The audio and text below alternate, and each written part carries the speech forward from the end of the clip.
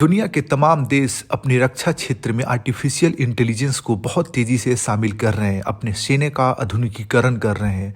जैसे चीन, Israel, America जैसे देश। भारत की रक्षा क्षेत्र में आर्टिफिशियल इंटेलिजेंस की यात्रा का आज हम सटीक, सरल और प्रामाणिक विश्लेषण करेंगे। भारत ने अपनी रक्षा प्रणाली को मजबूत करने और आर्टिफिशियल इंटेलिजेंस के उपयोग से इसे अधिक उन्नत बनाने की दिशा में प्रयास शुरू कर दिए। हालांकि इस दिशा में अभी कई चुनौतियां बनी हुई हैं। एआई के विकास और सैन्य उपयोग को लेकर दुनिया भर में तेजी से प्रगति हो रही है। भारत भी इस दौड़ में शामिल हो गया है। ये एआई का सैन्य उपयोग और सरकार की योजना, जैसे बजट और प्राथमिकताएं। 2023-24 में 6.21 लाख करोड़ के रक्षा बजट में आधुनिकीकरण और एआई को प्राथमिकता दी गई। यह बजट नई तकनीकों के विकास और उपयोग पर केंद्रित था। एआई के उपयोग के उदाहरण जैसे भारत में इंद्रजाल ऑटोनोमस ड्रोन सिक्योरिटी सिस्टम जैसे उत्पादों का विकास हुआ है। इसके अलावा माइक्रोसॉफ्ट जैसे विदेशी टेक दिग्गजों ने भारत में एआई इकोसिस्टम के विकास के लिए निवेश किया है। माइक्रोसॉफ्ट ने तेलंगाना में डेटा सेंटर बनाने के लिए $3 बिलियन का निवेश किया है। अंतर्राष्ट्रीय सहयोग में भारत कई अंतर्राष्ट्रीय पहल का हिस्सा है जो एआई पर केंद्रित है। यह वैश्विक साझेदारियों से सीखने और अपने रक्षा क्षेत्र को मजबूत करने का प्रयास कर रहा है। लेकिन एआई के विकास में क्या क्या बाधाएं हैं? देखिए, भारत एआई को अपनाने और उसे अपनी सैन्य प्रणाली में शामिल करने की दिशा में काम कर रहा है, लेकिन प्रमुख चुनौतियां हैं जैसे डेटा का अभाव।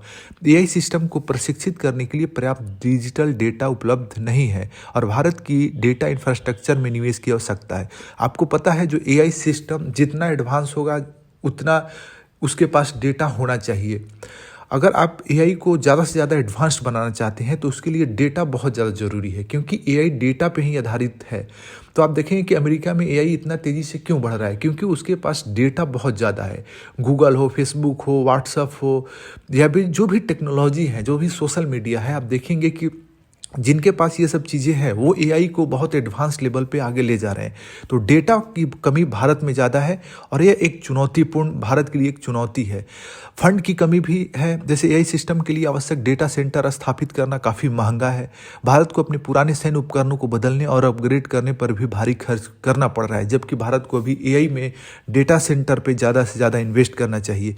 नीतियों की अस्पष्टता, भारत की एआई नीति अभी भी खंडित है और उनमें कार्यान्वयन के लिए स्पष्ट दिशा निर्देश का अभाव है। National strategy for artificial intelligence और रिस्पॉन्सिबल एआई फॉर ऑल जैसे दस्तावेज नीति निर्माण में महत्वपूर्ण है, लेकिन सैन्य एआई पर इनका ध्यान सीमित है। सशस्त्र बलों का समन्वय, भारतीय सेना, नौसेना और वायुसेना की अलग अलग प्रणालियां और संचार पद्धतियां हैं। यह अंतर सेवा समन्वय और संयुक्त संचालन के लिए बाधा बन सकती है। इसमें समन्वय की आवश्यकता है। सार्वजनिक क्षेत्र पर निर्भरता, भारत अभी भी रक्षा उत्पादन के लिए मुख्य रूप से सार्वजनिक क्षेत्र की कंपनियों पर निर्भर है। निजी कंपनियों और स्टार्टअप्स को प्रोत्साहित करने की आवश्यकता है ताकि आधुनिक प्रणालियां बड़े पैमाने पर विकसित हो सके, जैसे कि अमेरिका में हो रहा है। अंतर्राष्ट्रीय परिदृश्य और भारत की स्थिति, इजराइल और चीन जैसे देश सैन्य एआई के विकास में तेजी से आगे बढ़ रहे हैं। उनकी प्रौद्योगिकी भारत की तुलना में कहीं अधिक उन्नत है। सरकार के भीतर भी असंगति है। कुछ सरकारी अधिकारी और मंत्री एआई के प्रति संदेह व्यक्त करते हैं। उदाहरण के लिए विदेश मंत्री ने एआई की तुलना परमाणु बम से की थी और इसे खतरनाक बताया था। नीति में स्पष्टता की आवश्यकता, एआई के तेजी से विकास और उपयोग के लिए एक स्पष्ट और सुसंगत दृष्टिकोण की आवश्यकता है। समाधान और भविष्य की दिशा क्या हो सकती है? सबसे पहले नीति निर्माण पर ध्यान देना होगा। एआई के उपयोग और विनियमन के लिए मजबूत रूपरेखाएं और नीतियां तैयार करनी होगी। डिफेंस आर्टिफिशियल इंटेलिजेंस काउंसिल और डिफेंस एआई प्रोजेक्ट एजेंसी को सक्रिय और पारदर्शी बनाया जाना चाहिए। सार्वजनिक निजी भागीदारी पीपीपी मॉडल को बढ़ाना होगा। अंतरिक्ष क्षेत्र में सफलता की तरह रक्षा क्षेत्र में भी सार्वजनिक और निजी क्षेत्रों के बीच सहयोग बढ़ाना होगा। अमेरिका आप देख सकते हैं कैसे सार्वजनिक निजी भागीदारी को, वहाँ तो निजी भागीदारी बहुत तेजी से बढ़ रहा है। अंतर सेना समन्वय, भारतीय सेना, नौसेना और वायुसेना के बीच बेहतर समन्वय सुनिश्चित करने के लिए ठोस प्रयास करने होंगे।